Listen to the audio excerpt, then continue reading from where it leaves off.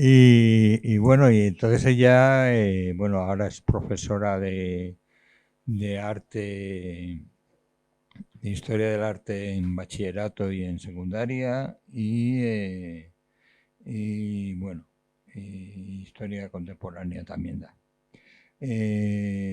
Su pasión siempre ha sido el cine, como la de mucha gente de mi generación, que se crió con el cine, aunque ella es más joven. Y bueno, entonces una de las actividades que hace más atractivas es ilustrar la historia contemporánea, por ejemplo, con cine, con películas, ¿no? Y documentales. Y entonces esto, pues en los chavales adolescentes, al principio les cuesta entrar por el blanco y negro y tal. Yo eso lo conozco muy bien porque he dado clases de cine a chavales de bachillerato y claro, cuando les empiezas a poner cine mudo y ven 20 películas en cine mudo, ya te dicen, bueno, ¿y cuándo vas a poner algo en 3D, no? Entonces, bueno, ella dentro de sus inquietudes, pues cuando estaba estudiando, se le ocurrió hacer la tesina sobre el tema que nos tiene hoy aquí, que es bueno, la colectivización de la cinematografía durante la Revolución Española del 36, ¿no?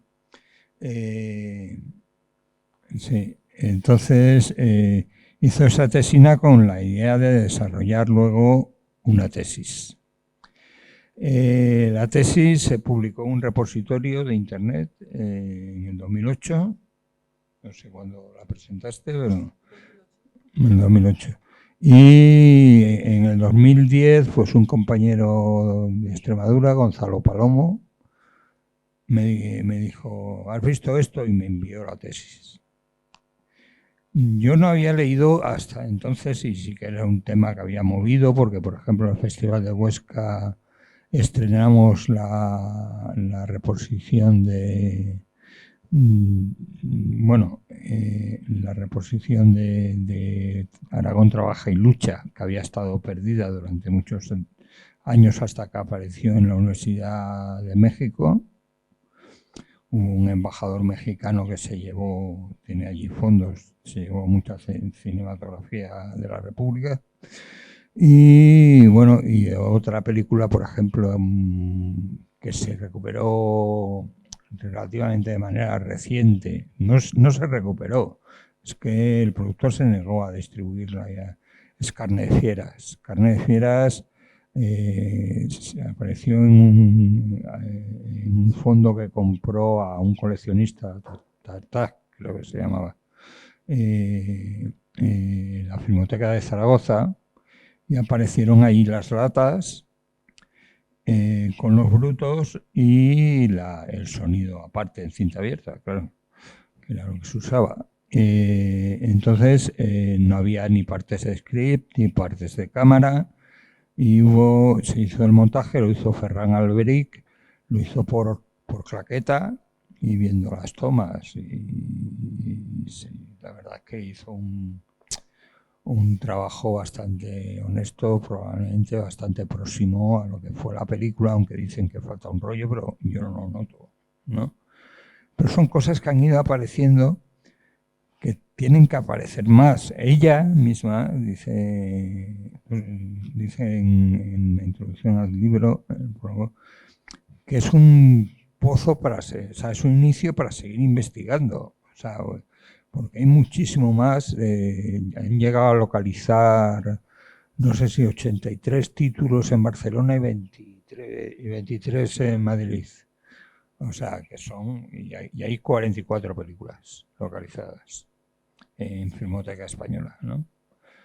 Con la que tenemos una lucha, que eso no viene a cuento de esto, pero tenemos una lucha por la restauración de las películas, porque cuando nos devolvió el patrimonio Jorge Semprún, que fue ministro de Cultura, entonces reconoció que eso era nuestro, Pues se llegó al compromiso con Filmoteca, que se les dejaba allí depositadas las películas y se les dejaba la explotación cultural de las mismas, a cambio de tenerlas en condiciones perfectas y restauradas en caso necesario.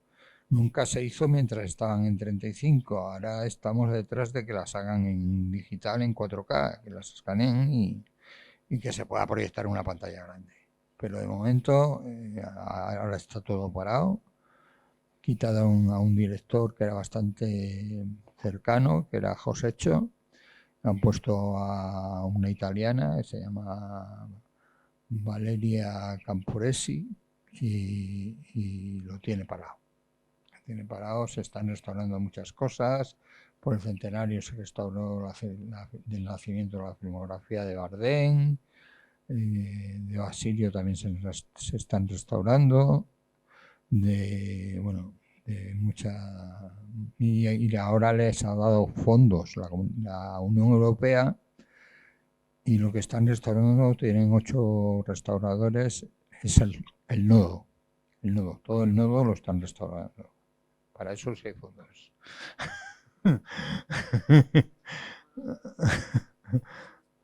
Claro. Entonces, bueno, a lo que íbamos, que me estaba desviando. Este libro se echaba en falta hace décadas.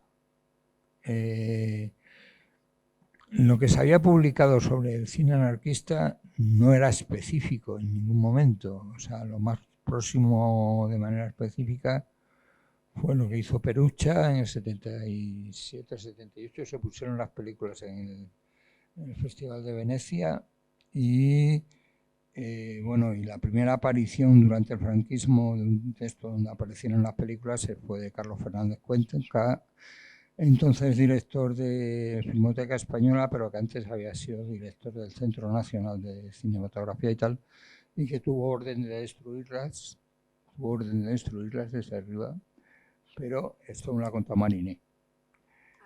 Sí. Pero las escondió en su casa primero, debajo de la cama, en armarios, las latas. De celuloide.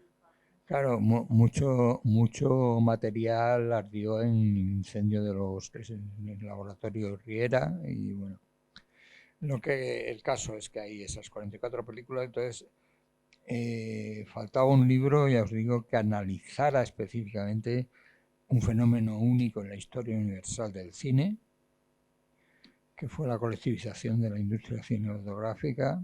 Bueno, fue toda la industria del espectáculo, pero especialmente cinematográfica y principalmente en Barcelona por CNT. En el caso del cine fue más CNT que otro sindicato. Entonces, pues bueno, es riquísima la cinematografía, la filmografía. Ella os lo cuenta aquí todo. Ya va a hablar ella porque yo ya la estoy plagiando.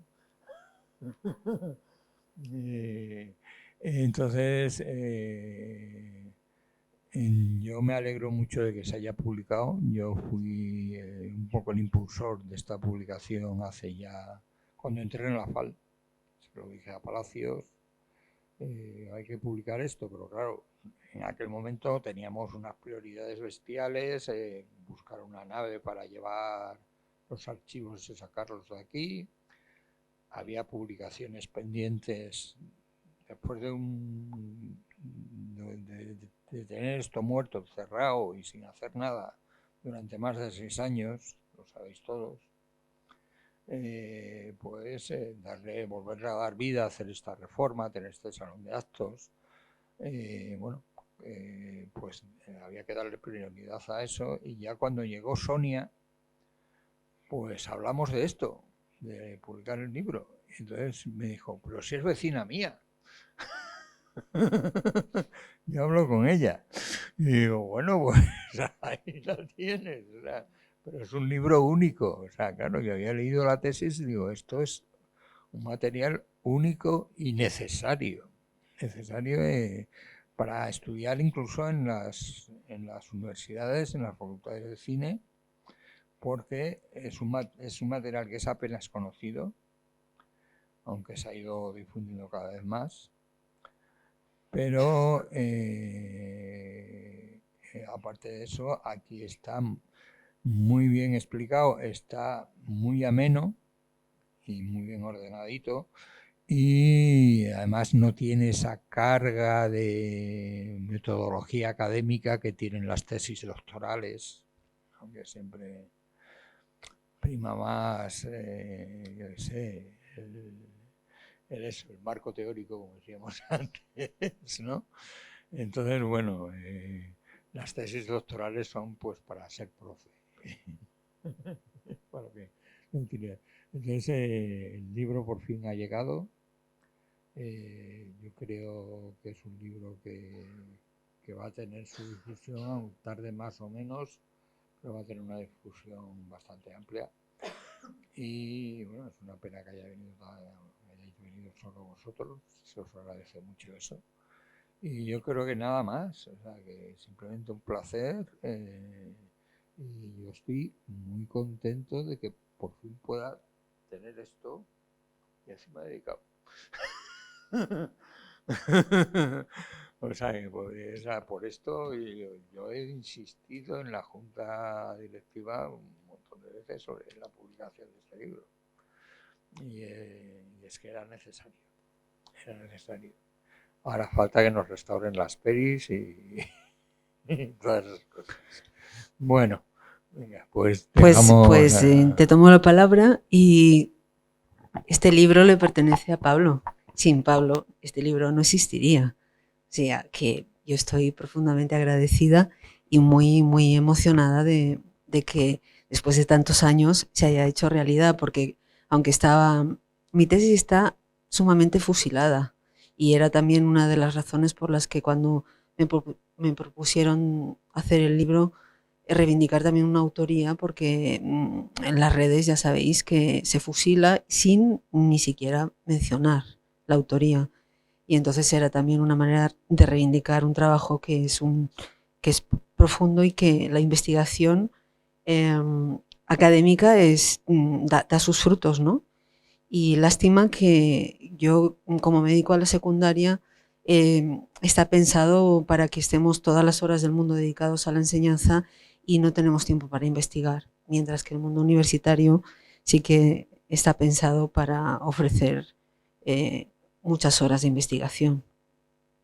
Pero bueno, todo y así, pues eso, que realmente ahí queda y ahí quedará. Y también creo que eh, futuras generaciones o gente que le interese el cine podrá tomarlo como punto de partida para profundizar, porque como dice Pablo, solo se conservan 44 películas y no todas completas, y lo que aporta este libro es la actualización y el inventario de todas las películas que se conocen o que yo he podido rescatar, bueno, rescatar no, rescatar del olvido.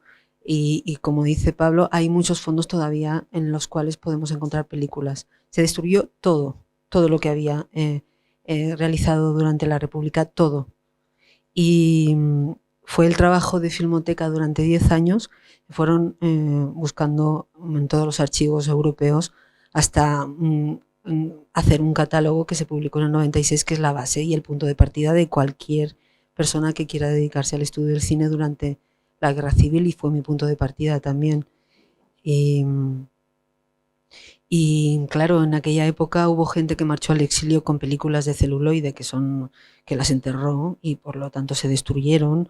Entonces ahí hay material inédito que tiene que estar vivo todavía, pero que alguien tiene que decir, esta película existe, está no localizada como está en el catálogo, pero existe y podemos verla y podemos. Entonces hay mucho trabajo por hacer todavía bueno, que me encantaría continuar cuando me jubile. Tengo varios libros pensados sobre también grafistas, anarquistas, y es un tema que da para mucho, porque es una época absolutamente insólita. Sí, la cinematografía realizada en Barcelona, ¿por qué? Porque en el libro también hablo de las películas.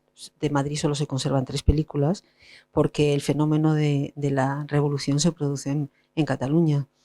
Entonces, la mayoría, hay una reacción inmediata cuando se produce el golpe militar y se sofoca, y la CNT inmediatamente crea una oficina de propaganda y envía de manera improvisada rápidamente al frente. Cuando salen las primeras columnas de milicianos el día 23 de julio, sale un equipo de reporteros improvisado, pero que se van al frente a filmar. Es decir, hay una conciencia clarísima del cine como arte, del cine como testimonio y testigo de la realidad y de la historia, y como fenómeno de masas. Y entonces en la oficina de propaganda la sección de cine se la ofrecen a Mateo Santos, y Mateo Santos hace el primer documento audiovisual sobre la guerra civil. Es decir, que Mateo Santos es el intelectual anarquista, había hecho varias películas, había creado una asociación cinematográfica española de cine pensando en crear una escuela popular de cine donde salieran técnicos, guionistas, pero claro, eso fue muy efímero, duró 8 meses, pero había sido director de Popular Film, que es una de las revistas de crítica cinematográfica y teatro, y por lo tanto, con los materiales de la gente que salió a la calle, o sea, las primeras imágenes filmadas en Barcelona después del fracaso militar, las editó, las montó, y ahí sale Reportaje del Movimiento Revolucionario, que es el primer documento audiovisual de la guerra civil, y del cual forma parte esta preciosísima imagen de las mujeres, las milicianas, las columnas que salieron desde Barcelona hacia el centro de Aragón. Todos los anarquistas inmediatamente se pusieron en la acción, y es la cinematografía más amplia y más variopinta y más heterogénea y más interesante que se realiza durante los años de la guerra civil. ¿Por qué? Porque experimentan con fórmulas muy heterogéneas, hibridan el documental con la ficción, y entonces es una cinematografía que, sobre todo durante los primeros meses hasta la primavera del 37, después de los hechos de mayo de Barcelona, tienen el control claro, tienen el control no solo de las salas, sino de los laboratorios de cine. Incautan las salas porque son mayoritariamente los sindicatos, y es una incautación espontánea, y después se crea la socialización del cine, y crean toda una estructura a imitación un poco de Hollywood, de crear guiones con la ilusión de crear no solo los reportajes, sino hacer películas de ficción que reflejaran un cine social, tomando como modelo el cine soviético. Y entonces es una cinematografía que consta de reportajes de guerra y documentales, de guerra y de retaguarda, para explicar lo que está pasando no solo en el frente, sino también lo que está pasando en la retaguardia, y hacen 4 largometrajes de ficción y cortometrajes también de ficción, que tienen una voluntad pedagógica de los temas morales que le preocupan al anarquismo, temas sobre el alcohol, la educación, la prostitución, de los cuales, por ejemplo, de la prostitución, no sé, hay varias películas que no se conservan ninguna de ellas, y que se atreven con todos los géneros, mezclan la comedia, el musical, el melodrama, y hacen un poti-poti de películas absolutamente variopinto, entonces sumamente original. Entonces, Mateo Santos hace Reportaje del Movimiento Revolucionario en Barcelona, que es la película que está más incardinada. Se han tomado fotogramas de esta película en múltiples películas y documentales, porque documenta el hecho revolucionario de Barcelona, y es una celebración de la revolución. Es el triunfo de la revolución y de los trabajadores, ¿no? Y realizará otro documental que nunca será estrenado, que es Barcelona trabaja para el frente, donde trabaja, claro, la cosa también excepcional es el momento histórico. O sea, los anarquistas hubieran hecho tanto cine, si no se hubiera producido la guerra civil, probablemente no. Es un fenómeno, es es un momento absolutamente excepcional, porque es el estallido de la guerra lo que permite la incantuación de los cines y socializar toda la estructura cinematográfica, hacerse con los laboratorios, los estudios de sonido y ponerse a hacer películas. Y con la entrada del dinero que entra en taquilla, invierten en películas, invierten también en el Sindicato Único de Espectáculos, son ahí el circo, el music hall, las varietés, y en los canódromos están un poti-poti de servicios públicos que pueden incluso utilizar con los beneficios que obtienen de taquilla, invertirlo en alguna de las secciones del sindicato que no es tan próspero como el cine, porque el cine en la época republicana tiene una adhesión absoluta del público. Es sobre todo la cartelera está ocupada por cinematografía de Hollywood, pero claro, es la irrupción del sonoro, por eso los musicales tienen tanto éxito, pero hay una adhesión absoluta al cine. O sea, el público va en masa, tampoco existía los móviles ni los aparatos digitales y claro, la gente iba en masa al cine. Entonces, durante toda la guerra, las salas cinematográficas están funcionando en Barcelona hasta que ya hay cortes de luz, los bombardeos del año 38 y muchos locales también se utilizarán para hospitales, para acoger comedores, acoger dormitorios, ¿no? Para acoger a todos los refugiados, porque a Cataluña llegaron 1 millón de refugiados de otras partes de España y por lo tanto se reduce la apertura de cines, pero que en el mes de agosto ya están funcionando los cines y se están llenando las salas y entonces los reportajes se filman, van los reporteros al frente, filman rápidamente, van a Barcelona y editan, o sea, pensar que hay equipos sonoros que viajan con los reporteros y en Barcelona montan las películas y se proyectan en los cines. O sea, la gente está con muchas ganas de saber qué está pasando en el frente. Claro, es un cine fundamentalmente de propaganda, donde los protagonistas absolutos son los milicianos y lo que vamos a ver es una evolución también de la narrativa que construye el cine anarquista sobre la guerra en función de las circunstancias políticas. Vamos a ver cómo del canto y a la revolución y considerar a los milicianos que son los apóstoles de la revolución, y es el discurso que construye de la ciudad al campo, se lleva la revolución y se ayuda a colectivizar las tierras. En el frente de Aragón, la mayoría de los reportajes hablan de la colaboración de los milicianos con las tareas de crear una nueva sociedad colectivizada, etcétera, etcétera. Y es desde la retaguardia, desde las fábricas donde la clase trabajadora, los obreros ya tienen experiencia, enseñan a los campesinos a cómo colectivizar o colaboran, ¿no? Ese es el discurso de los primeros reportajes de guerra hasta la primavera del 37, que es cuando ya veremos que el discurso cinematográfico se amolda a la circunstancia política y la pérdida de poder también, porque ya empiezan la presión de la Generalitat de Cataluña por controlar, incautar, controlar las salas cinematográficas y todo el sistema de producción, y el discurso de la unidad republicana las películas van dejando el discurso revolucionario aparcado para ensalzar la unidad y la necesaria unidad republicana para ganar la guerra. Es esta la narrativa que vamos a ver en la evolución de los reportajes que tienen que ver con la circunstancia política. Desde el punto de vista formal, ya os digo que es la cinematografía más interesante porque se atreven con todo.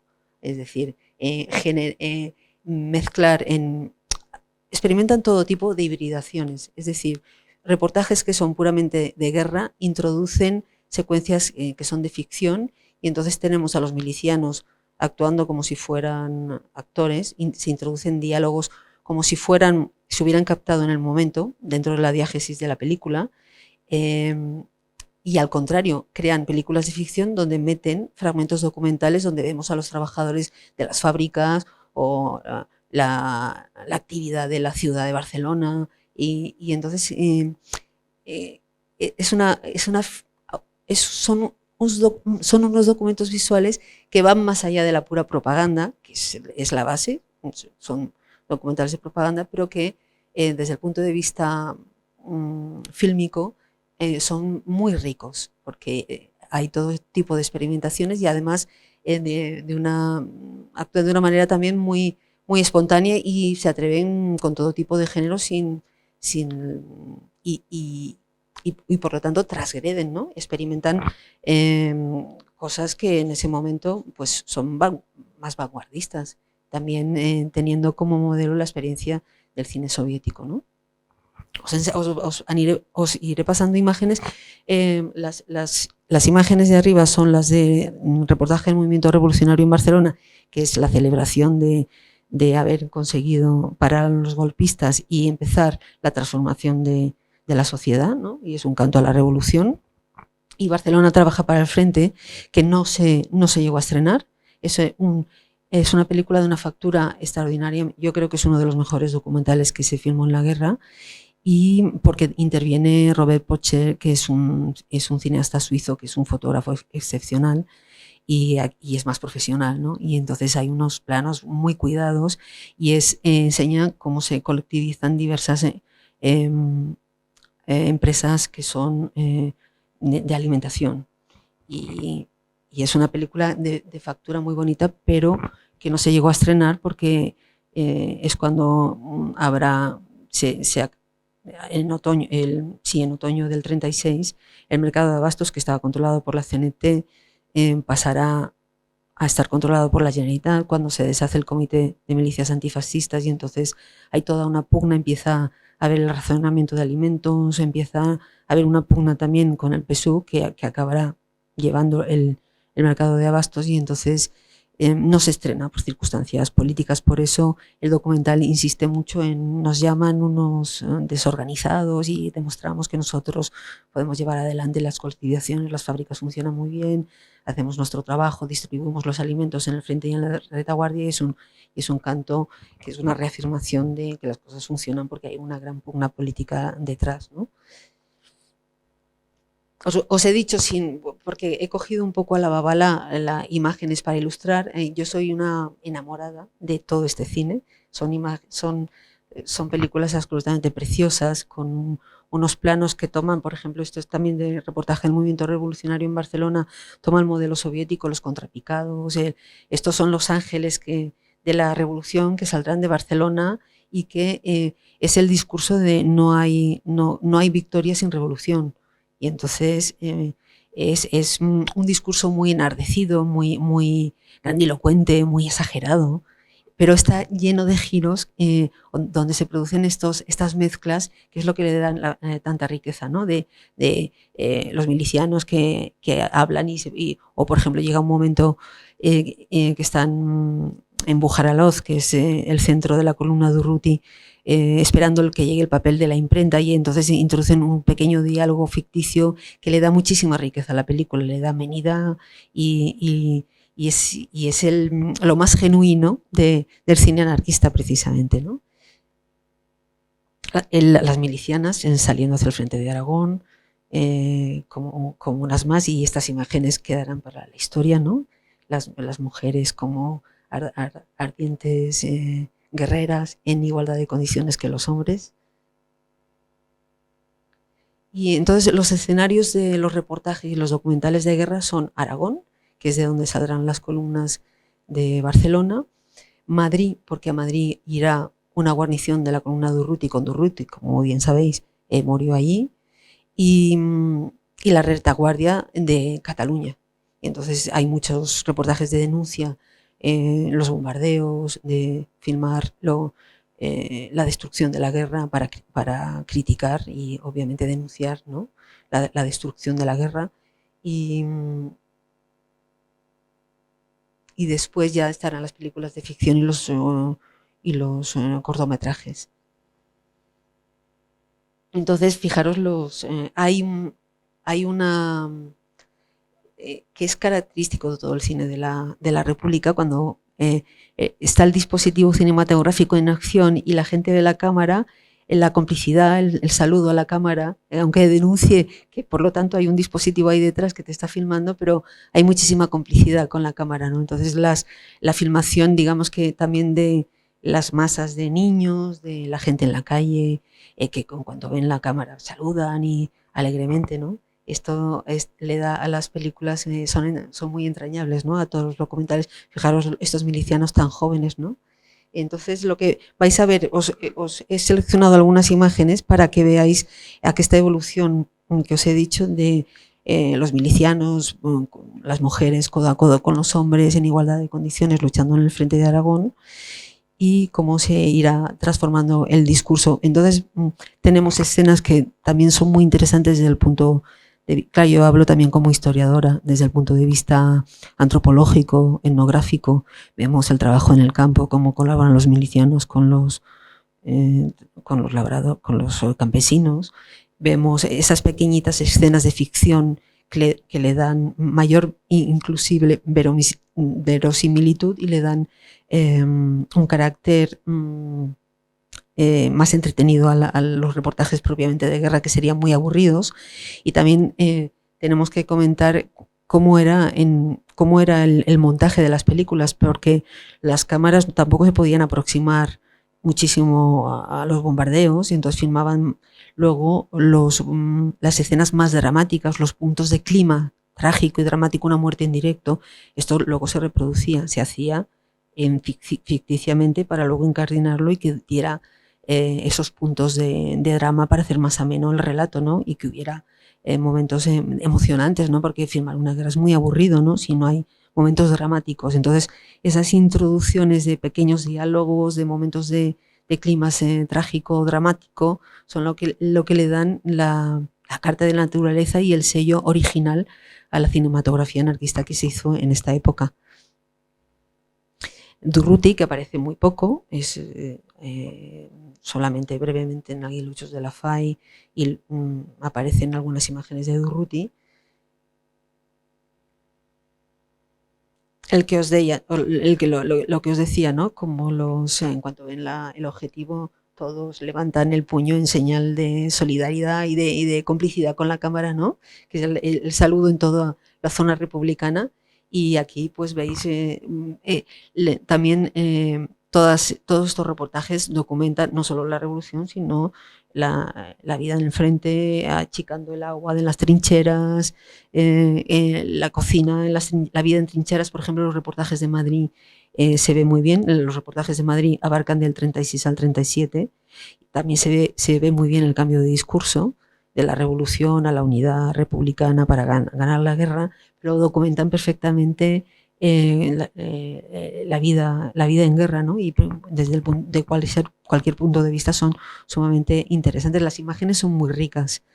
La miliciana contenta y feliz, jovencita, los tiznaos, ¿no? Que improvisaron la verdad es que, como se dice en Cataluña, salieron con una sabata y una espardeña.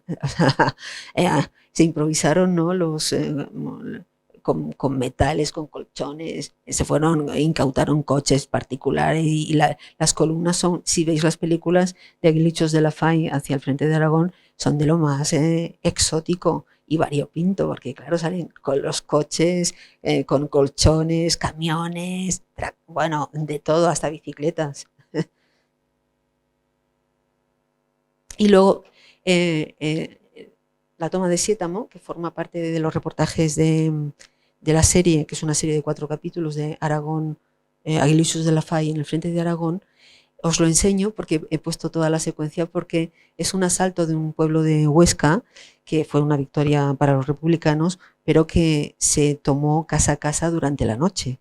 Entonces, claro, las películas no podían filmar. ¿Qué hicieron los anarquistas? Al día siguiente filmaron, los mismos milicianos filmaron toda la secuencia, además con un tiempo dramático. La aproximación, el asalto, la toma del pueblo y la victoria final. Es decir, planteamiento, nudo y desenlace. Y entonces son los propios, que esto es muy interesante, los documentales se filman en los mismos, que son falsos, o sea, están reproduciendo ficticiamente la victoria, la batalla real, pero entonces les permite la cámara crear una secuencia dramática mucho más interesante que si hubieran limitado, no hubieran podido filmar para empezar, porque era la noche, y por lo tanto el día les permite hacer toda la secuencia y hacer una película que para mí también es uno de los mejores documentales de propiamente reportaje de guerra, ¿no? En el cual también hay insertos, falsos diálogos intradigéticos, donde hay mucha más tensión dramática que si fuera de otra manera, ¿no? O sea, es, es paradójico, pero es la ficción, la recreación en el mismo escenario donde han tenido lugar los hechos históricos, lo que le da mayor verosimilitud al documento visual. Y esta es una práctica que hace mucho es un cuño anarquista de toda esta cinematografía que es sumamente singular. Bueno, y siempre, pues después de la victoria, la celebración, la solidaridad entre los aldeanos y la camaradería para documentar también. Solo hay un reportaje que hable de la colectivización rural, que es también para mí uno de los mejores reportajes de la guerra civil, que mezcla ficción y realidad, que es Bajo el signo libertario, que lo hizo Ángel Escarboure, que era el sobrino de Mateo Santos, que era diseñador y que él tenía una columna en Popular Films y filma con una grandísima intuición, y es un documental muy, muy bonito que habla del éxito también con un discurso de propaganda política muy profundo para contrarrestar las críticas de la retaguarda desde Barcelona, para decir: nosotros sabemos hacer las cosas, lo hacemos bien. Y fijaros el éxito de nuestras colectivizaciones también en Aragón, ¿no?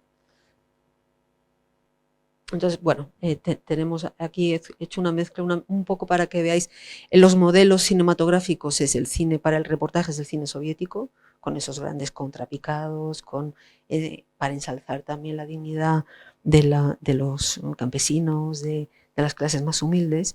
Y para los modelos de ficción utilizarán más el modelo de Hollywood, en las películas de ficción también, y en los cortometrajes, para utilizar para hablar de cosas moralizantes, pero utilizar y atrapar al público y seducir al público. Pero claro, tenían que hacerse con incautar las salas, conseguir que tuvieran público, y había que entretener. Aparte, claro, había que mantener a todas las familias que vivían del cine, que había 400 trabajadores, y tenían que seguir haciendo películas y llenando las salas, porque la taquilla era lo que les daba la base para mantener todo el aparato cinematográfico. Entonces, una vez empezaron con los reportajes, empezaron ya el planteamiento de hacer películas más complejas de propaganda, donde hay personajes ficticios, hay actores, y mezclan aquesta realidad documental con pequeños argumentos de ficción. Estas películas son mucho más complejas de hacer, necesitas decorados, estudios. Entonces ya se filman en Barcelona, en el plató, y luego hay escenas documentales filmadas de la guerra y de la calle, ¿no?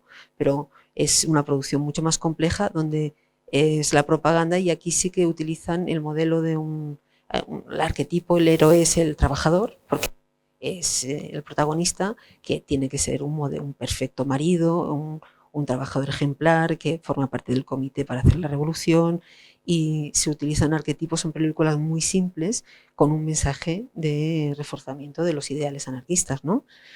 Entonces, bueno, todo esto serían reportajes de guerra, donde se ve todo el trabajo del campo, porque claro, es el verano. Estos forma parte están filmadas en el verano.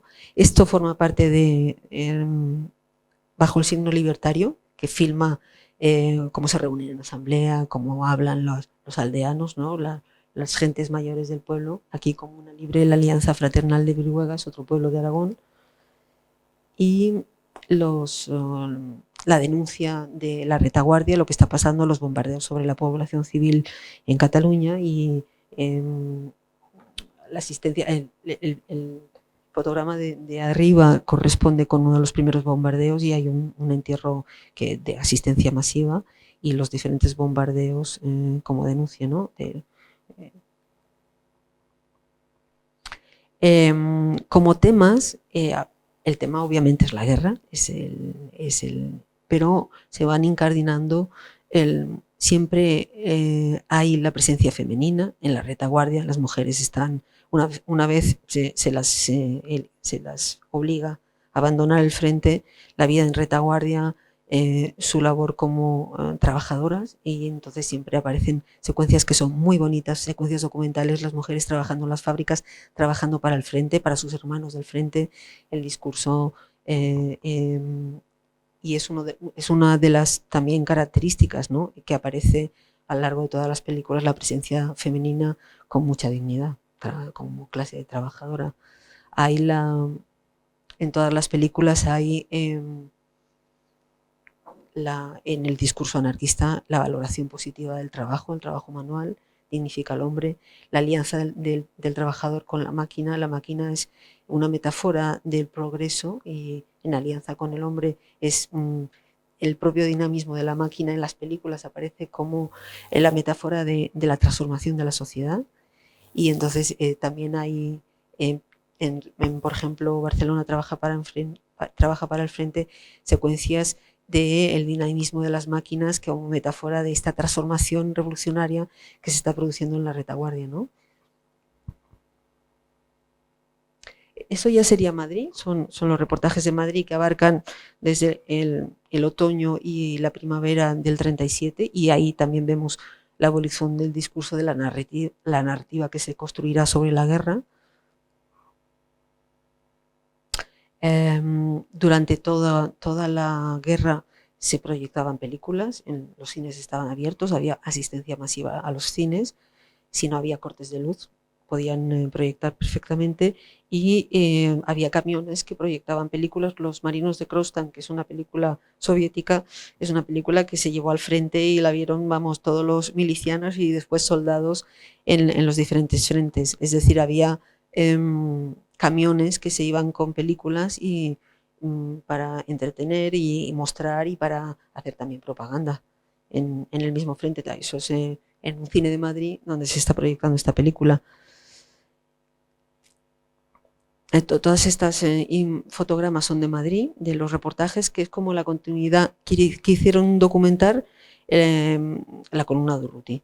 Durruti se desvía desde Bujaraloz con 1.500 milicianos para reforzar la resistencia de Madrid, y bueno, morirá en circunstancias nunca aclaradas del todo, ¿no?, en el asalto de la ciudad universitaria. Y las películas, su fondo ideológico es exaltar la participación de los anarcosindicalistas, de los anarquistas en la defensa de Madrid, ¿no? Y la denuncia, obviamente, de la ayuda humanitaria también está muy presente. Es también uno de los estilemas de la cinematografía anarquista. Siempre se habla siempre hay fragmentos que destacan como un valor humanista, ¿no?, la atención a los heridos, el trabajo de los médicos en el frente.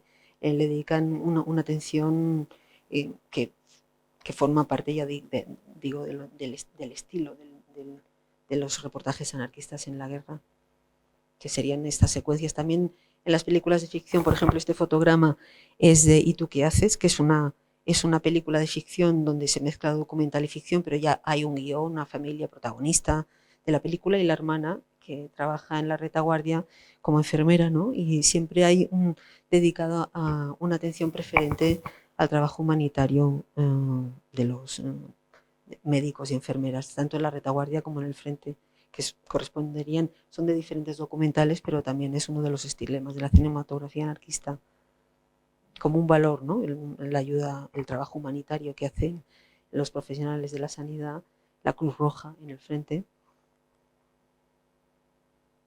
Y aquí estos fotogramas ya ilustrarían a qué cambio de la narrativa. Desaparecen, si en todos hasta la primavera hemos visto reportajes donde eran milicianos, los milicianos eran los apóstoles de la revolución, veíamos insignias de la CNT y la FAI por todos lados. Desaparecen completamente las insignias, se convierten en soldados uniformados que acatan la disciplina militar, y por lo tanto el discurso se asume y se identifica con el discurso republicano de la unidad de un ejército popular para, lo primero es la victoria y después ya vendrán otras cosas. Entonces, ahí está también la pugna política y la pérdida del poder anarquista, es decir, es efímero el poder y la circunstancia que tienen en Cataluña y a toda la pugna de las columnas que no querían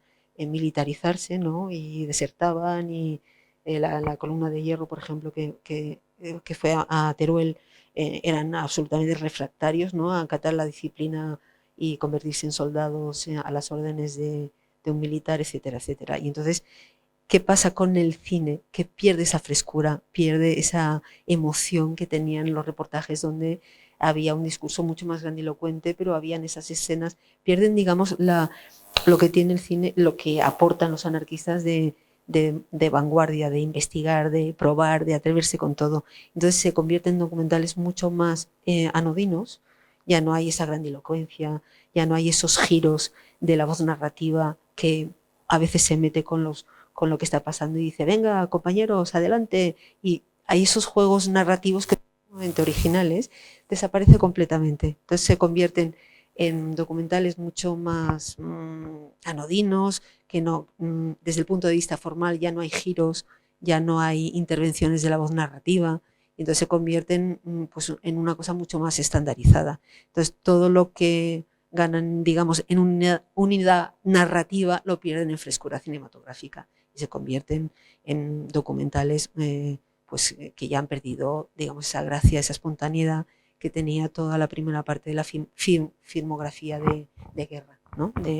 De los anarquistas. Entonces, fijaros las proclamas Viva el Ejército del Centro y lo que habían sido la camaradería y la falta de jerarquía en las trincheras, pues se convierte en asumir las órdenes castrenses y vemos a la antigua columna Durruti transformada en una brigada perfectamente uniformada desfilando delante del general de turno, ¿no? Y por lo tanto, desde el punto de vista formal, desde una mirada propiamente cinematográfica y enamorada de las imágenes como soy yo, pues estos documentales ya han perdido la gracia, han perdido esa frescura que tenía toda la primera cinematografía, ¿no?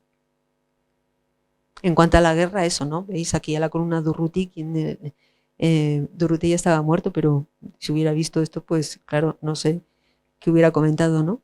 Las películas de propaganda son las que os decía que tienen una articulación mucho más compleja, requiere de la introducción de actores, requiere de decorados, iluminación, por lo tanto el proceso de realización es mucho más complejo y un poco más lento. Claro, los reportajes de guerra tienen el rigor informativo, ¿no? Y por lo tanto tienen que realizarse de una manera rápida. Estas películas se elaboran mucho más y ya os digo, los personajes son arquetipos que permiten que la gente los reconozca y se puedan identificar. Aquí sí que hay personajes particulares. Está Juan, que es el obrero modélico, es el marido perfecto, es el padre cariñoso y a veces participa en el comité en la fábrica para transformar la fábrica, etcétera, etcétera. Entonces son modelos de propaganda, pero con un engranaje articulado de ficción para que permita la identificación por parte del público, ¿no? En los personajes. Entonces aquí son fotogramas de diferentes películas, pero por ejemplo, la de arriba son dos milicianos que los han herido y entonces están hablando, están ahí en el hospital, los están cuidando, y es una alabanza lo bien que los cuidan, etcétera, etcétera, y lo tranquilos que están porque sus hijos están muy bien cuidados en las colonias que están a cargo de los anarquistas. Y ahí se introduce uno también de los estilemas y de las preocupaciones temáticas del anarquismo, que es la educación. Una educación integral, una educación libre, una educación activa en contacto con la naturaleza. Entonces hay insertos de documentales en los cuales vemos los supuestos hijos de estos dos milicianos que están en estas colonias, ¿no? En manos de que luego os enseñaré imágenes y los ardits metacinematográficos. Esto es debajo del signo libertario, con la excusa es mezclar ficción y realidad, con la excusa que sale de Barcelona un equipo cinematográfico y será el que firmará una colectivización de un pueblo rural en Aragón. Y entonces después el equipo vuelve a Barcelona y entrega las películas, ¿no? Que esta película está hecha por Les Carbone y ahí lo que os decía, ¿no? Hay ficción, hay realidad documental y hay un montaje experimentando con fórmulas pues, de carácter del estilo soviético, con transparencias, con ritmos. Es un reportaje muy bonito. Y aquí introducen pues, las secuencias de los actores, ¿no? Que es el despertar, los habitantes del pueblo se levantan, en este caso una pareja, para comenzar su jornada. Luego veremos un fragmento documental que pasan los milicianos, que van hacia las trincheras, etcétera, etcétera, ¿no? Se introducen diálogos y luego síntesis de lo que ha pasado, ¿no? Documental, aquí vemos fragmentos incardinados con transparencias muy rápidas para hacer una síntesis de lo que había pasado, ¿no? El fracaso del golpe militar y el triunfo de la revolución en Barcelona, ¿no? Y lo que os decía, ¿no? Que en estos documentales de propaganda se introducen, mezclan todo tipo de fórmulas, ¿no? Son argumentos de ficción donde introducen escenas documentales donde vemos a los trabajadores de las fábricas y entonces desde el punto de vista también histórico como documentos son extraordinarios, además son unas imágenes preciosas, las mujeres trabajando en las fábricas, los hombres, fábricas textiles, fábricas industria agroalimentaria y también trabajan Ramón de Baños es profesional y hay esta mezcla de en los equipos han creado digamos toda una estructura, un trabajo siguiendo un poco el modelo de Hollywood, ¿no? Un equipo literario que se admiten guiones y eligen los mejores. Luego los decoradores, entonces como todo equipos que trabajan en cadena y para hacer estas películas que son mucho más complejas desde el punto de vista formal y operativo, ¿no? Y entonces es un fenómeno la época porque claro, tendremos haciendo cine a gente que nunca había hecho cine, como es el caso de Luis Frank, que es un lituanés que viene a Barcelona, llevaba 15 años viviendo en Barcelona y habla con los anarquistas, le cae muy bien y es un señor empresario que ha hecho dinero, les da una parte de dinero para que puedan hacer películas y él hace 2 películas que, de hecho, Amanecer sobre España, son películas que son collages de utilizar todas tanto la CNT de Madrid como en Barcelona le dejan que coja fragmentos de todas las películas que tienen y hace 2 películas porque él cree que él es de nacional norteamericano y quiere mostrar, las hace en inglés y en francés para proyectarlas en Estados Unidos porque ve la deformación, la contrapropaganda que hay contra la República y quiere enseñar lo que ha pasado aquí. Y entonces son 2 películas. Amanecer sobre España es una película maravillosa porque muchos de los fragmentos son de películas que han desaparecido, pero están ahí en pequeñitos fragmentos y entonces podemos, sabemos que están ahí películas que quizás encontremos alguna copia por ahí en algún rincón escondido del mundo, pero que es una película de síntesis y además con una visión de afinidad anarquista, absolutamente, ¿no? Pero que es muy insólito el momento por esto, porque tenemos operadores que se van al frente, que es la primera vez que han cogido una cámara y que desenfocan, y que luego vienen, y esto lo contaba Joan Mariné, que decía luego, claro, Joan tenía 16 años. Él fue uno de los cámaras del entierro de Durruti. Dice, claro, ahora no me acuerdo del nombre de este operador, pero este trabaja mucho. Lo formó Robert Pochet, que era un profesional, era suizo y era el que hizo una de las películas con Mateo Santos. Lo forma como operador, pero él no había cogido nunca una cámara y Joan decía, es que desenfocaba mucho. Entonces, cuando nos llegaba el material en Barcelona, en los laboratorios, filmábamos cosas un poco desenfocadas para que al montar los fragmentos del celuloide no se notara mucho, que había cambios de operadores y que era... Porque claro, las películas son muy dispares desde el punto de vista formal. Hay fragmentos que son muy malos, pero claro, también es la precipitación del reportaje que se tiene que montar rápido para proyectarlo, ¿no? Y entonces, claro, es también un momento de la factura propia de los cines, es toda una aventura. Cómo se filman las películas, cómo se hacen, cómo se editan, quién participa, ¿no? Hay profesionales, pero hay muchos aficionados también, porque las películas, los fragmentos del reportaje del movimiento revolucionario en Barcelona está hecho con aficionados que se dan, bueno, hay esta conciencia de que es un momento relevante y hay que salir a la calle y filmar. Y luego con esos trocitos se pegan y sale el documental con una voz narrativa que es lo que le da la unidad al conjunto de fotogramas que son de procedencia muy diversa y de calidad muy diversa. Y esto pasa mucho con las películas, ¿no? Se ven fragmentos de aquí y de allá y lo que le da la unidad narrativa es la voz en off, que son omnipresente y que es muy importante porque es la carga también ideológica. Muchas veces, por ejemplo, cuando Durruti no aparece, porque de Durruti hay poquísimos fotogramas, es la voz narrativa la que actúa como si fuera un primer plano de Durruti, te está explicando quién es Durruti, qué ha hecho y está ensalzando la figura de Durruti. Por eso la voz narrativa es sumamente importante y los giros que hace la voz narrativa dentro de la filmografía, ¿no? No me quiero enrollar mucho porque si queréis luego hacer preguntas os paso algunas. Es un poco para que veáis, ¿no? La factura. Claro, a mí me parecen absolutamente preciosas las películas. Yo soy una fan no solo de la cinematografía anarquista, todo el cine de los años 30. Estos fotogramas ilustrarían esta hibridación, como siguiendo el modelo de Hollywood. Tenemos una película que se llama ¿Y tú qué haces?, que es para reclamar voluntarios que vayan al frente, y es una película de ficción.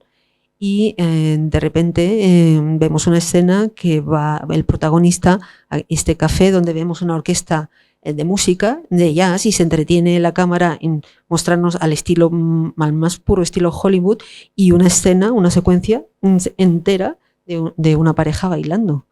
¿Y esto por qué? Porque esta película tiene que entretener también y tiene que tener ingredientes que al público le gusten. Y el público, el 80% de las películas que se proyectaban durante la República eran de factura norteamericanas. Tiempos modernos de Chaplin es el taquillazo.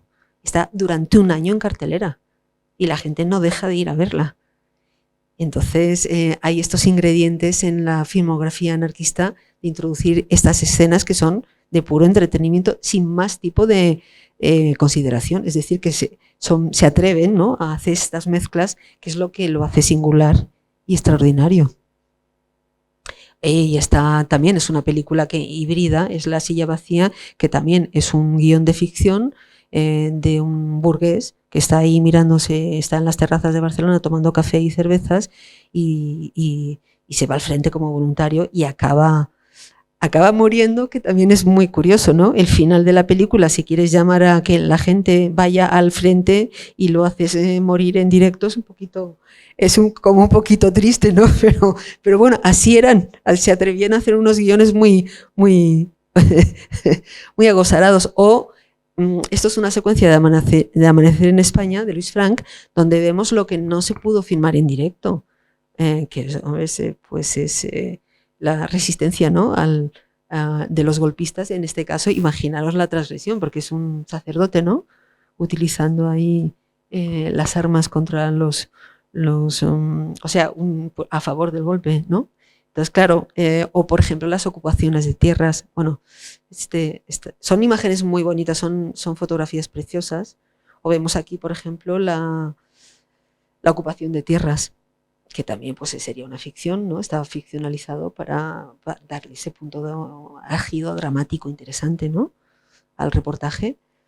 Y las colectivizaciones, y vemos también el maridaje en algunas películas de la alianza entre la CNT y la UGT, ¿no? Que esto en Madrid fue más importante que en Cataluña, ¿no? Que la CNT tenía preponderancia, ¿no? Y la muerte en directo, que es lo que os decía, el punto álgido. Una muerte en directo no la captas. Es un segundo, es imposible con las cámaras. Entonces es la recreación de la muerte en directo para darle ese punto dramático al reportaje, ¿no? Y tenerle al público enganchado. O sea, es un ardid cinematográfico, ¿no? Y lo que os decía, la temática de la educación, cómo se incardina en los reportajes y en los documentales, que son fragmentos preciosos. La escuela, bueno, siguiendo las directrices de la escuela moderna de Ferrer y Guardia, el trabajo integral, ¿no? La formación integral de manualidades, teatro, al aire libre, la pedagogía activa, ¿no? Que los niños sean los protagonistas, el teatro, ¿no? Las artes escénicas, esta educación integral a la que aspiraban los anarquistas, bueno, aspiran, ¿no? Aquí está, fijaros el mapa para aprender el relieve, qué maravilloso, ¿no? Los niños ahí participando activamente. Y este final feliz, que es precioso, con esta palabra tan maravillosa formada por los niños haciendo su educación física, ¿no? Y en los largometrajes, aquí es donde triunfa más, claro, la aspiración de los anarquistas es, una vez los reportajes, los documentales de propaganda y el cine de ficción, porque tenemos los estudios, tenemos los decorados y hay que producir cine también para mantener a todos los trabajadores, los técnicos de sonido, de laboratorio, etcétera, etcétera. Entonces, la aspiración de hacer un cine de carácter social, que la primera película, luego ellos mismos la denostan, que es Barrios Bajos, basada en una obra de teatro que había tenido mucho éxito en Barcelona, y les sale un melodrama y los críticos la ponen a parir, pero es el taquillazo. O sea, tiene un éxito. O sea, ahí tenemos un público amante del cine y que está ahí fiel. Y claro, es un melodrama de un triángulo amoroso con todos los tópicos más tópicos, pero hay música, y esto les encanta al público y es que son fieles y entonces les da 500.000 de pesetas de beneficios. Está más de un año en proyección, o sea, es el equivalente a Tiempos modernos de Chaplin, hecho por los anarquistas. Pero claro, la ponen a parir porque aquí de ideales anarquistas ni uno. Es el puro melodrama de folletín. Entonces, solo hacen 4 películas, de las cuales solo se conservan 2, y digamos que su apuesta de cine social es Aurora de Esperanza, de Antonio Sau, que ahí es donde es el protagonista, es un actor muy reconocido y donde es un trabajador que se queda en paro y es toda la peripecia. Entonces decide organizar una marcha, pues la marcha del hambre, para protestar, ir al Congreso a Madrid para protestar. Pero lo que hace el director es no incardinarlo en el momento histórico, sino es una nebulosa, no se sabe. La esperanza se produce, obviamente, cuando llegan a Madrid es cuando se produce la revolución, que es lo que da título, ¿no? A la Aurora de Esperanza, es la esperanza de la revolución, pero lo difumina, lo hace en el núcleo narrativo. No es lo importante la revolución, aquí lo importante es el núcleo dramático de la familia, de su desesperación por estar en el paro, y es también un melodrama. Lo que pasa es que tiene escenas de documental que bueno, son antecedentes del neorrealismo español e italiano. Entonces, es el primer intento serio de hacer un cine social donde el protagonismo lo tiene que tener la clase trabajadora, que es el ideal del cine soviético, ¿no? Que tomando como modelo el cine soviético, pero con la factura de guión de un melodrama donde lo importante es el núcleo familiar y sus pequeños conflictos, ¿no? Más que la revolución en sí, que es como un fondo nebuloso de los trabajadores y tal, pero y eso es lo que salvó también a Antonio Sau de no ser, estuvo un mes en prisión, pero digamos que eso le salvó que no fuera tan netamente anarquista como para montarle un proceso judicial y meterlo en la cárcel por revolucionario, ¿no? y y entonces él continuó luego haciendo películas, ¿no? Precisamente esa ambigüedad es lo que le salvó. Son las dos únicas películas que se conservan. Y bueno, es este intento de hacer, esto corresponde a Barrios Bajos, que aquí son los tres protagonistas del núcleo dramático y folletinesco de la historia. El Valencia es un trabajador, es un estibador, que ahí también tenemos las únicas escenas que son también absolutamente documentales, que son los estibadores trabajando en el puerto de Barcelona, porque todo lo demás son escenarios de cartón piedra. Es sumamente teatral, por eso dijeron, y esto de moral anarquista que tiene, de los ideales anarquistas no hay nada, y además es un artificio, porque claro, el original era una obra de teatro y está prácticamente toda filmada en decorados de estudio.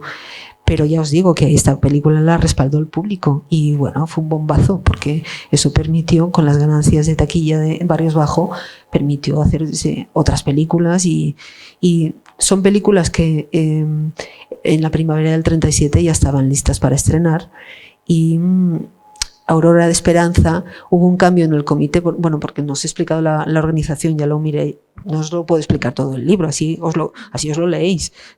En el 37, después de los hechos de mayo, se produce un cambio, en agosto del 37, un cambio del comité de cine, el comité de producción, que era quien decidía qué tipos de películas, los argumentos, etcétera, etcétera, y ahí entra Francisco Elías, que era un director de cine profesional, pero que era un falangista.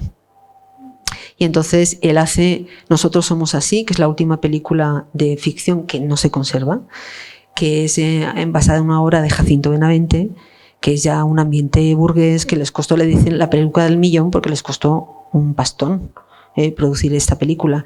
Y entonces este nuevo comité ya, claro, Francisco Elías en sus memorias, él se levanta, yo me colé, y ahí paralizaron películas que ya estaban en proceso de producción, incluso que ya se habían hecho los decorados, y no se estrenaron documentales, seguramente porque los consideraban demasiado alineados con el anarquismo. Entonces ahí se va produciendo una disminución de producción hasta que llega la intervención de la Generalitat de Cataluña en el año 38. O sea, en enero del 38 ya hay una intervención que asumen que dentro del comité haya anarquistas, pero que ya es el control de la institución republicana, ¿no? Y per tant, ahí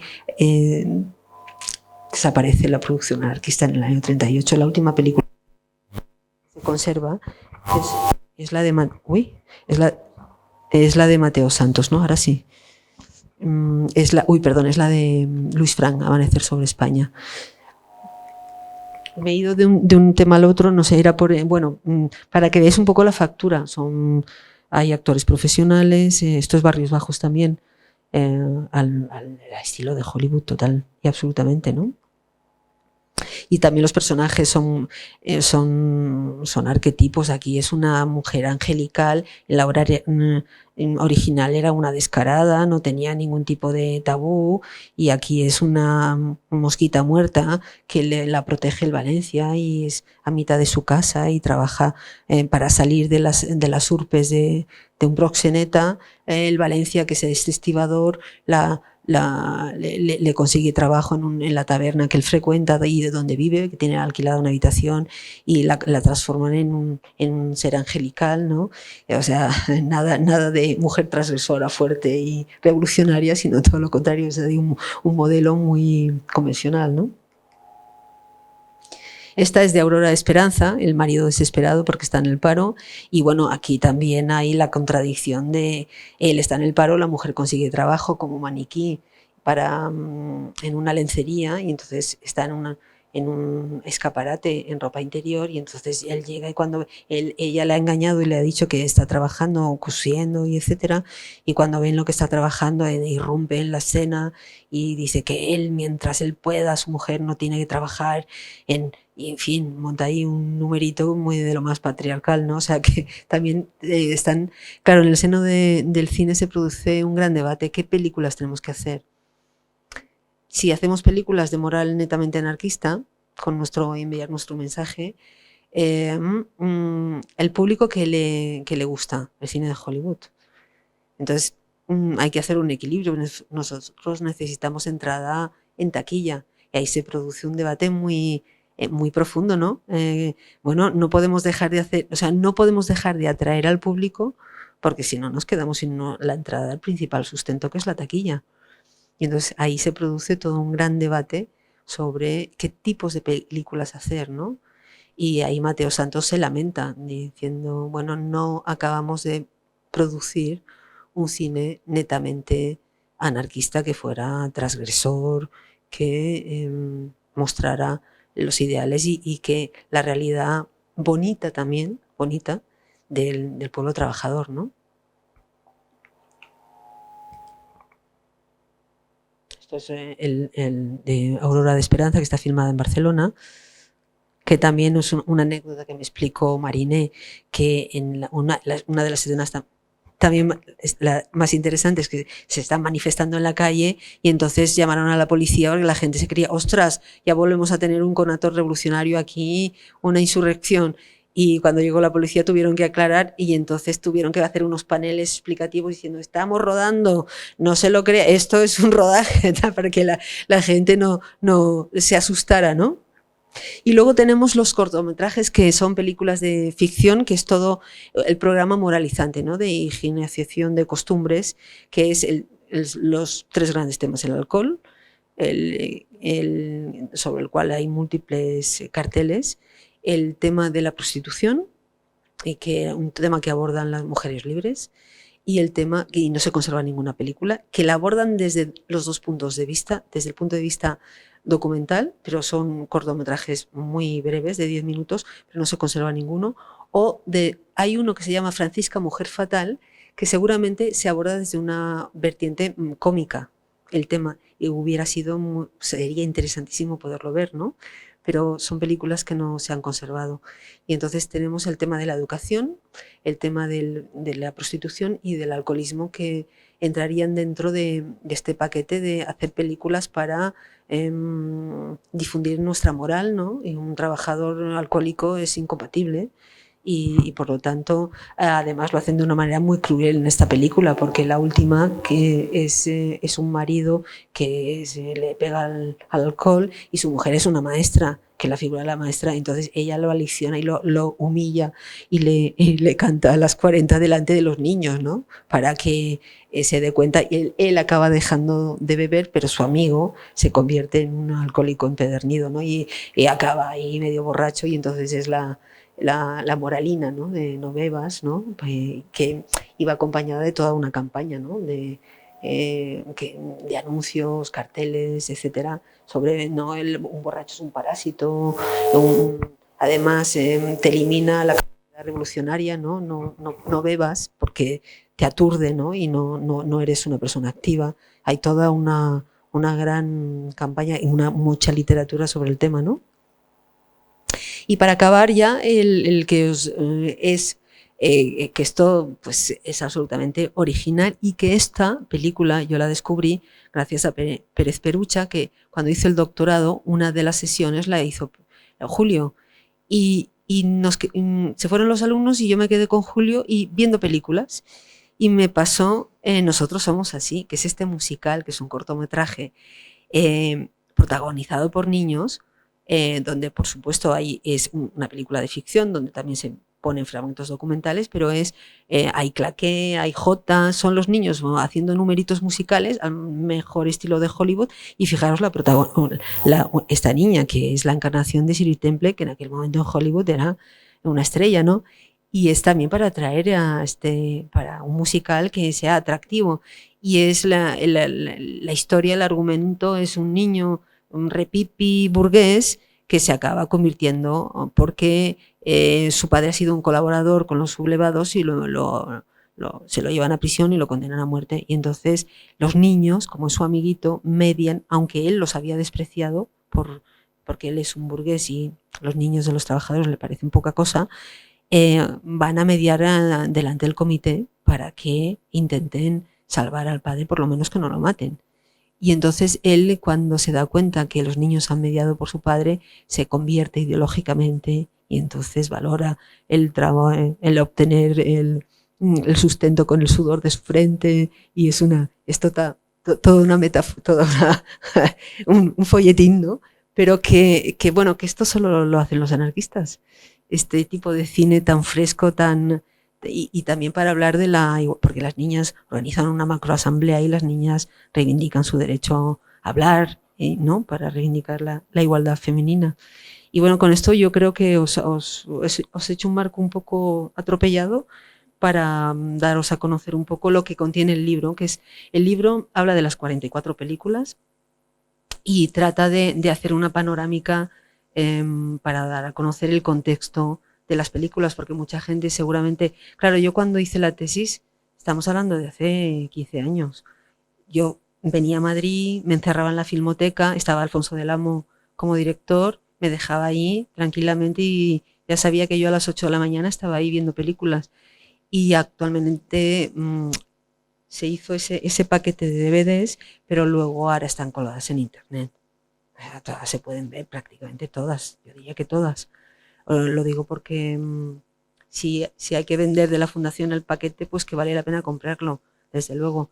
Pero que si leéis el libro y podéis ir viendo las películas, lo que os interese, porque el libro también podéis hacer, si lo vais a leer, un itinerario según vuestros intereses. Claro, el libro tiene una secuencia cronológica porque para entender la guerra y el cambio de discurso, pero lo he hecho por zonas, el frente de Aragón, Huesca, Zaragoza y Teruel, luego Madrid, siguiendo una línea temática y cronológica al mismo tiempo, porque claro, se tiene que entender la guerra. Solamente estudiando la guerra civil también te das cuenta de los ardits que plantean las películas, ¿no? Y de la propaganda, porque te están hablando con una grandilocuencia de una grandísima victoria y fue una cosa pírrica que tuvo el más mínimo interés, pero que en la película son películas de propaganda, ¿no? Y por lo tanto tienen que esta narrativa y esta retórica grandilocuente que bueno, detectas, pues me leí todo lo que pude sobre la guerra civil, ¿no? Para contrastar documentos, todo lo que decía el día a día de solidaridad obrera, lo que decían las películas, lo que habían sido los hechos en sí. Y entonces, bueno, también las películas de la guerra pueden ser las más pesadas de leer porque, claro, es más divertido pues el capítulo de Durruti. Creo que hago una introducción también de Durruti que es interesante, y luego es más bonito hablar de las películas de propaganda donde hay esta ficción, estas mezclas, ¿no? Que propiamente los reportajes de guerra es más duro, ¿no? Digamos, de leer también, porque hablo mucho de la guerra porque si no, no se entiende. Y nada, preguntas o queréis comentar alguna cosa que os haya llamado la atención o tenéis alguna curiosidad. A vosotros.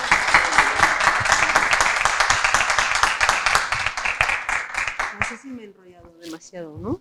¿No? No. Digas, dime.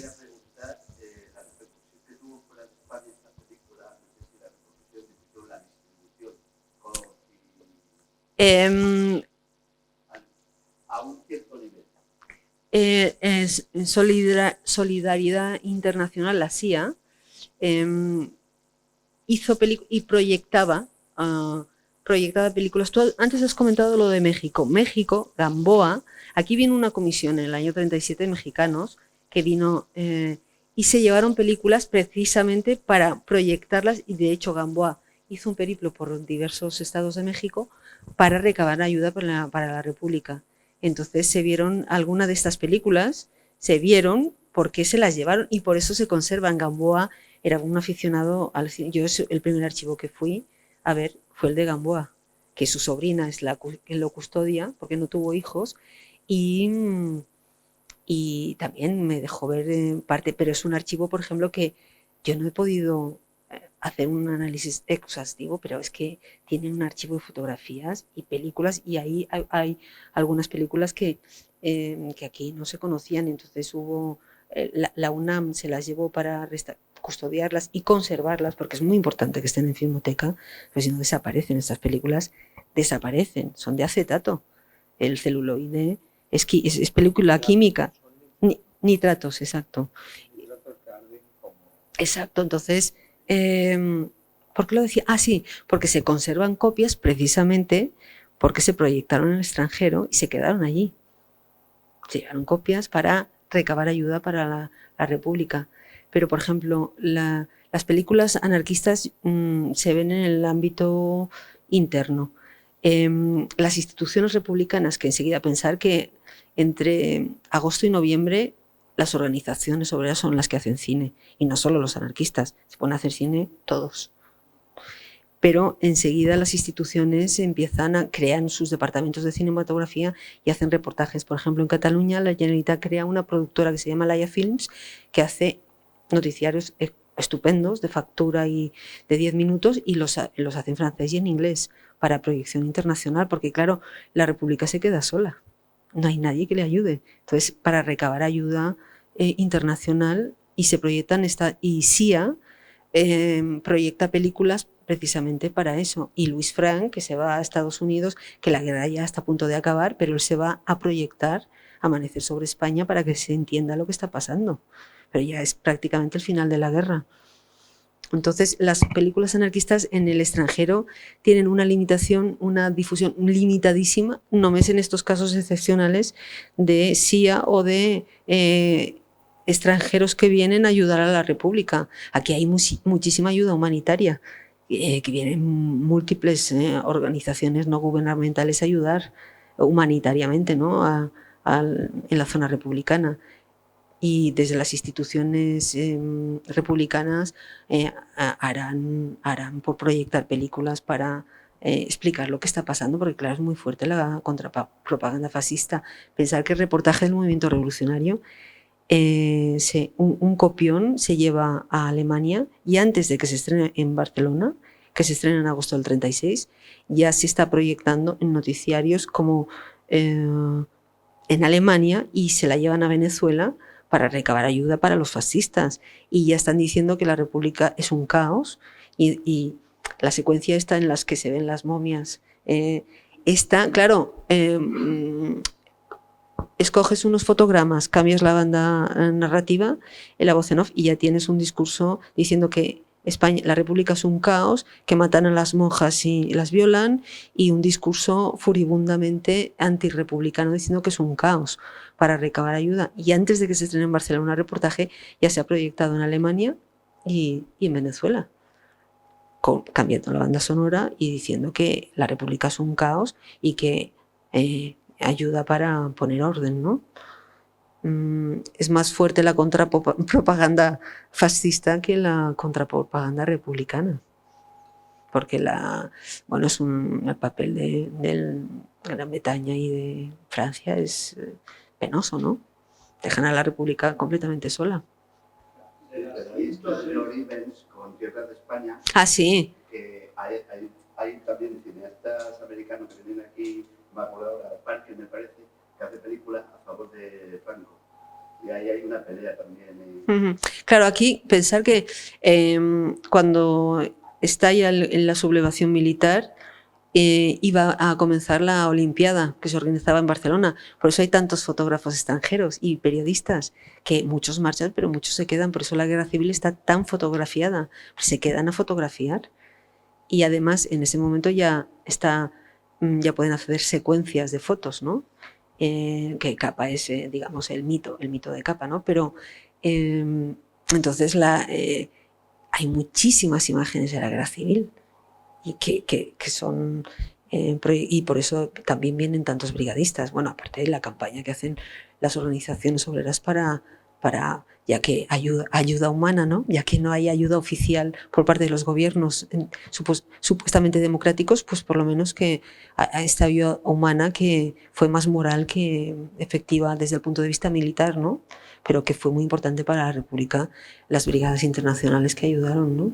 Cuando el asedio de Madrid es la primera vez que intervienen las brigadas, y también es la primera vez que el primer armamento soviético llega a Madrid, y por lo tanto Madrid aguanta, ¿no? Y también la columna de Urruti, que participa, ¿no? O sea, de las 106 que tiene la referencia, solamente 44. 44 en Cataluña y 3 de las 23 que se hicieron en Madrid se conservan solo 3. ¿Esto qué hacen? ¿Solamente una copia o la que se exponían? No, Hombre, hacían varias copias. Claro, es que son todo copias, es que se quemó todo.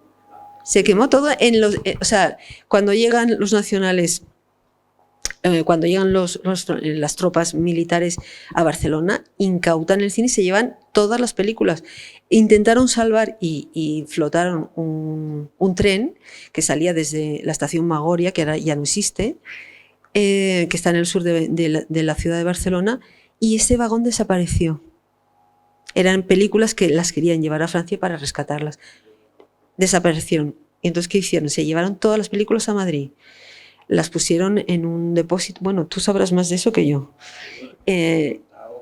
Y el que fue el primer director de la Filmoteca, él es el que hace el primer inventario. Él las ve todas y hace un inventario que para mí ha sido, también es punto de partida fundamental. Ahí estaban todas las películas incautadas de todo el cine republicano, tanto de los anarquistas como de los socialistas. Como... Por ejemplo, la documentación de papel lo centralizaron además porque les sirvió. Lo raro es que en el aspecto de decir que para que lo destruyeran, claro, no les interesaba tanto por la propaganda, porque en el aspecto de información de papel les sirvió muy bien para lo. Claro, pero en las películas hay una denuncia evidente. Vamos a ver, hay bombardeos que son de la Luftwaffe alemana y por lo tanto hay una alineación en el eje que Franco, él cambia su postura. Primero, claro, a partir del 43, cuando cambian las ternas en la Segunda Guerra Mundial, hay que disimular los símbolos fascistas, hay que disimular un poco, aunque seamos un Estado totalitario, pero hay que disimular un poco porque si ganan los aliados, ¿qué hacemos? Claro, es que no. Bueno, yo a mis alumnos les enseño el Palau de la Música con esvásticas de arriba abajo, celebrando el aniversario, el cumpleaños de Hitler. Y la Universidad de Barcelona con esvásticas, o la Cibeles llena de esvásticas. Claro, porque aquí vino Himmler como representación en el año 41. Claro, de limpieza de imagen hay que disimular. O sea, las películas se incautan y se las llevan a Madrid. El único que las ve es Fernández Cuenca, que es falangista y es el primer director de la Filmoteca Nacional. Hasta que no sale su libro publicado en el año 1972, el cine republicano no ha existido, porque la historiografía franquista lo oculta, lo elimina, no existe. Porque hablar de la República es intentan anorrear, invisibilizar. Claro, las películas es un documento que todo el mundo entiende porque es que está filmado de la realidad. Entonces, estas películas, misteriosamente en el año 45 se produce un incendio y desaparecen todas, las películas se queman, todas excepto una. Entonces, ¿qué hace Filmoteca cuando emprende la labor de recuperar el cine que se ha hecho durante toda la República y durante la Guerra Civil? Pues buscar copias. ¿Dónde hay copias? Yo ¿y tú qué haces? Vi una copia que es sueca. Mi sobrina trabajaba como traductora y tenía un amigo traductor que traducía del sueco y me la tradujo. Claro, o sea, Filmoteca se va a buscar a todas las filmotecas europeas donde hay copias, copiones. Reportaje del movimiento revolucionario, es Julio Pérez Perucha quien encuentra los rollos. Y dice, estos dos rollos es la misma película. Es decir, hay toda una peripecia que sería para escribir, pero ya se ha muerto la gente. Mi profesor de cine, Miquel Porter, un grandísimo estudiador del cine, él se iba a los Encantes a buscar películas y rescataba así, las compraba a peso, porque claro, vaciaban un piso. Es que por eso la manera de recuperar películas, o sea, es más difícil estudiar cine que arqueología china, porque es un material muy vulnerable. ¿Qué pasa? Que vacían el piso del abuelo, porque se ha muerto, y va a la basura y Miquel Porté encontraba películas en las basuras. En los Encantes del mercado de segunda mano de Barcelona se iba a comprar a peso. A ver, dame todo eso esas películas que tienes, dame, a ver qué encuentro. Entonces, es toda la recuperación de las películas es todo un trabajo Bueno, y un trabajo extraordinario que claro, por eso, o sea, lo que pasa es que tenemos un país que la cultura no interesa y no hay inversión, porque tenemos a dos, en filmotecas, en Filmoteca de Cataluña tenemos a 2 restauradoras que son buenísimas, pero 2 personas para restaurar. ¿A qué ritmo pueden restaurar material? Y entonces hicieron una gran inversión, las tienen en neveras, están en unas condiciones estupendas para que las películas no desaparezcan, pero claro, es que no hay una conciencia de que es un patrimonio. Se invierte en museos, sobre todo porque eso se ve, la gente, las fotografías, van los políticos, inauguran, pero el cine. ¿A quién le interesa el cine? He visto que no tienes la de Carne de Piedra, Uh-huh. Guerra, Uh-huh. es que pasa esa, no la has incluido porque no. Sí, que la ha incluido. No la he visto de nada. Sí, está en el apartado dedicado a Madrid. La he incluido precisamente porque es una película de producción privada, absolutamente. Es un productor que, viendo el éxito que tenía esta mujer francesa que bailaba entre leones, dijo, esto, aquí hay una peli. Y entonces Armand Guerra, que era anarquista, que escribía desde París crónicas de cine, que había hecho películas cooperativas y que es un homenaje a la comuna. Una de sus películas aparecen los comuneros ya. En la Filmoteca Francesa. Sí, aquí no.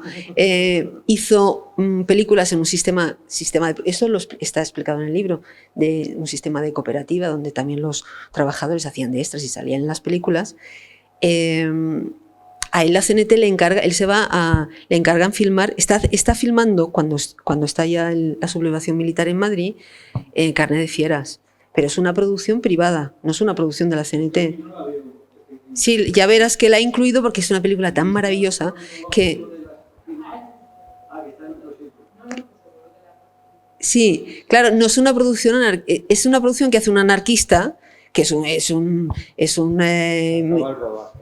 pero que no es de producción anarquista, pero la he incluido porque esta sí que es una película que nunca se estrenó. Es que por eso Alberic, que es el restaurador, en realidad él la monta, es que él hace la película, porque cuando se acabó la guerra hicieron un copión para proyectarla, quitando todas las escenas de desnudos, que si quitas a la mujer entre los leones no hay película, pero nunca se llegó a estrenar. Es que no hicieron ni el copión para hacer copias, con lo cual Alberic lo que hace es montar la película. Es una película que nunca se estrenó.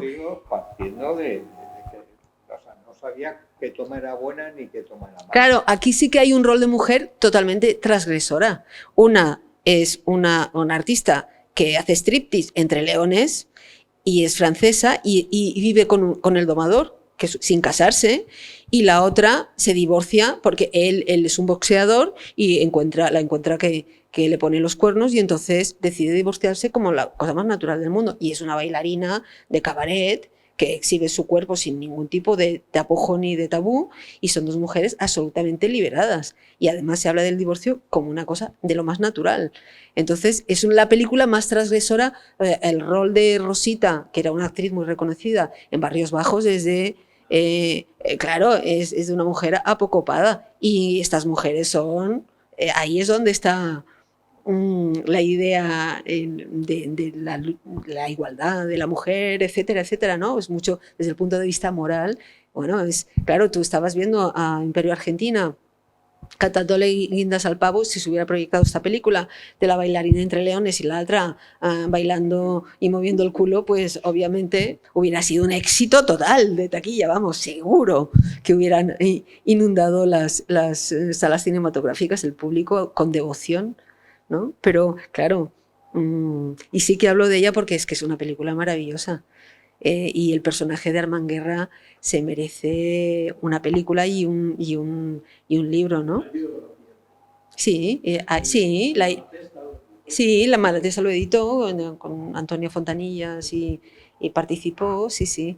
Hay todo un trabajo, pero vamos, que es un personaje para profundizar, porque estuvo en París. Es que es una vida, bueno, como tantas vidas. ¿Qué es eso, no? Tenemos un cine, ¿por qué no hablan? O sea, la vida de Durruti es el Robin Hood del siglo.